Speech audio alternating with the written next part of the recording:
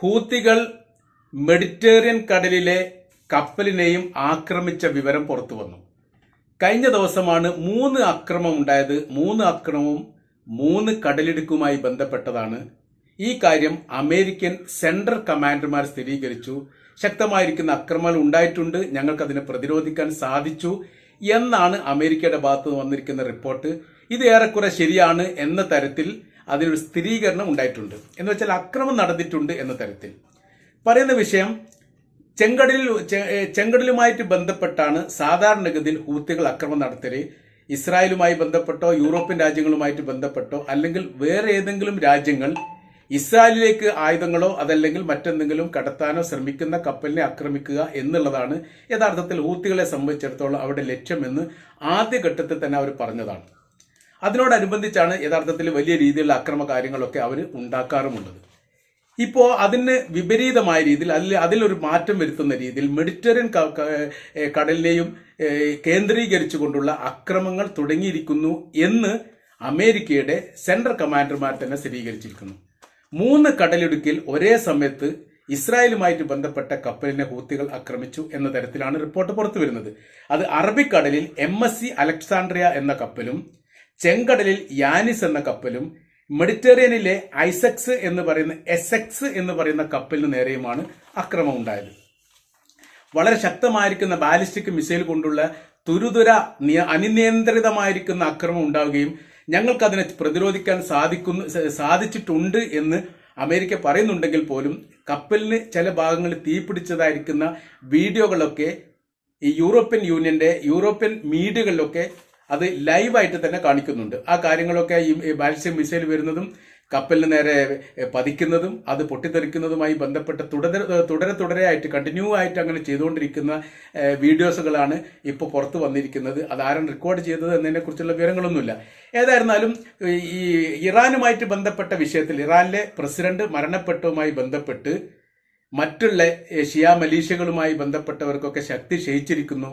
അവരിനി അത്ര രീതിയിലുള്ള അക്രമങ്ങളൊന്നും ഉണ്ടാക്കാൻ സാധ്യതയില്ല എന്ന റിപ്പോർട്ടിനെയൊക്കെ ഈ അടുത്ത് തന്നെ ഈ അറേബ്യൻ മേഖലയിൽ നിന്നുള്ള റിപ്പോർട്ടർമാരും യൂറോപ്യൻ മേഖലയിൽ നിന്നുള്ള റിപ്പോർട്ടർമാരൊക്കെ ഏകദേശം ഇതിനോടനുബന്ധമായ രീതിയിലൊക്കെ റിപ്പോർട്ട് ചെയ്തിരുന്നു.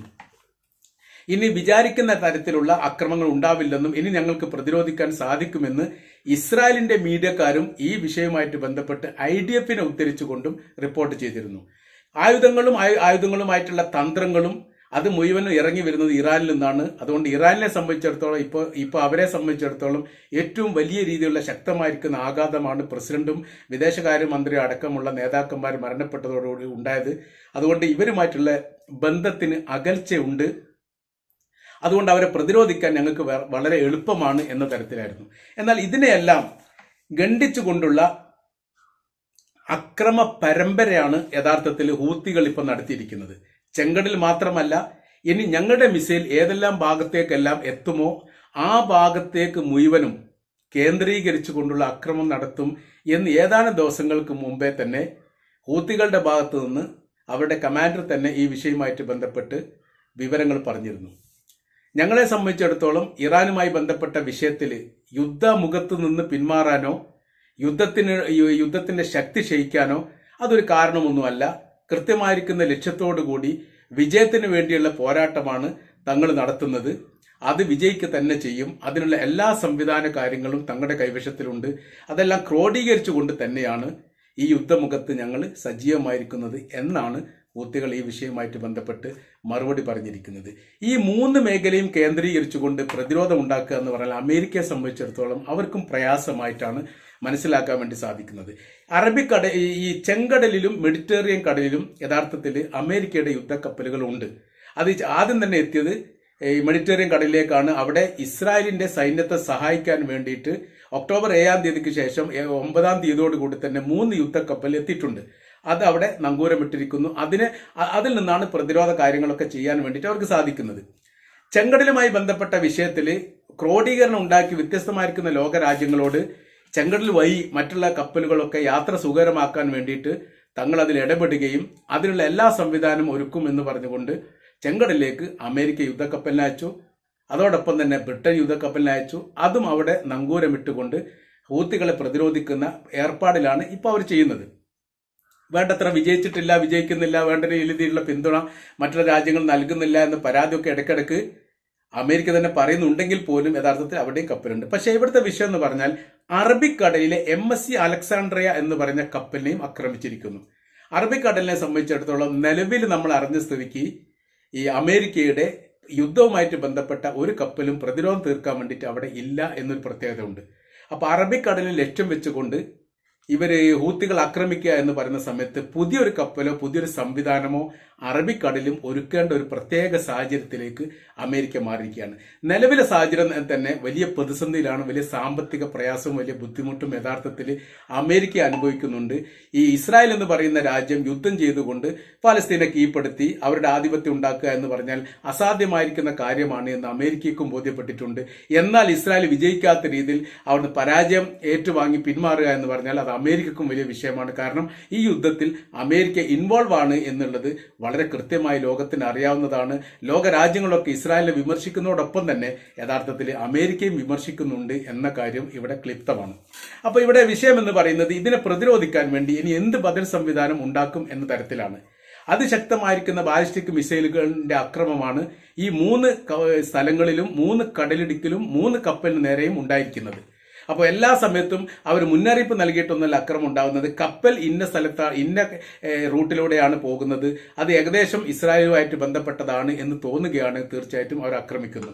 ചെങ്കടലുമായിട്ട് ബന്ധപ്പെട്ട വലിയ സാമ്പത്തിക വിഷയ കാര്യങ്ങളൊക്കെ ഇപ്പോൾ യഥാർത്ഥത്തിൽ ഇവരിപ്പോൾ അനുഭവിച്ചു കൊണ്ടിരിക്കുന്നതിൻ്റെ ഇടയിൽ യഥാർത്ഥത്തിൽ ഇപ്പോൾ അറബിക്കടലിനെയും മെഡിറ്ററേനിയൻ കടലിനെയും ബാധിക്കുന്ന രീതിയിലേക്ക് വിഷയം വരുന്നത് വലിയ പ്രതിസന്ധി തന്നെ ഉണ്ടാക്കുകയാണ്. അപ്പോൾ യഥാർത്ഥത്തിൽ ബ്രിട്ടനും അമേരിക്കയും സംയുക്തമായി ചേർന്നുകൊണ്ട് 2ാം ഘട്ടത്തിൽ ലോക രാജ്യങ്ങളോട് വീണ്ടും സഹായം അഭ്യർത്ഥിക്കാൻ വേണ്ടി തീരുമാനിച്ച വിവരം, അല്ലെങ്കിൽ അങ്ങനെ ഒരു അഭിപ്രായം ഉണ്ടായ വിവരം ഇതിനോടനുബന്ധിച്ച് പുറത്തു വരുന്നു.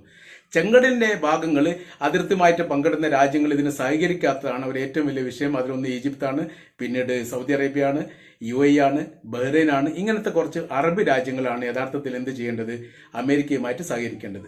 ആദ്യഘട്ടത്തിൽ തന്നെ സൗദി അറേബ്യ പറഞ്ഞു വെച്ചിട്ടുണ്ട് ഹൂത്തികളുമായിട്ടുള്ള വിഷയത്തിൽ ഇടപെടാൻ വേണ്ടി തങ്ങൾക്ക് താല്പര്യമില്ല എന്ന് മാത്രമല്ല അവരുമായിട്ട് നേരിട്ടുള്ള യുദ്ധം ഒരിക്കലും ഗുണം ചെയ്യില്ല എന്നുള്ള ഒരു ഉപദേശം കൂടി യഥാർത്ഥത്തിൽ സൗദി അറേബ്യ അമേരിക്കക്ക് നൽകിയിരിക്കുന്നു. ബന്ധത്തിന്റെ അടിസ്ഥാനത്തിൽ ഞങ്ങൾ പറയുന്നു, അല്ലെങ്കിൽ ഹൂത്തികൾ എന്താണ് എന്ന് മനസ്സിലാക്കിയ അടിസ്ഥാനത്തിൽ ഞങ്ങൾ പറയുന്നു, അവരുമായിട്ടുള്ള ഏറ്റുമുട്ടൽ ഗുണപരമായ രീതിയിൽ ഒരിക്കലും അവസാനിക്കില്ല.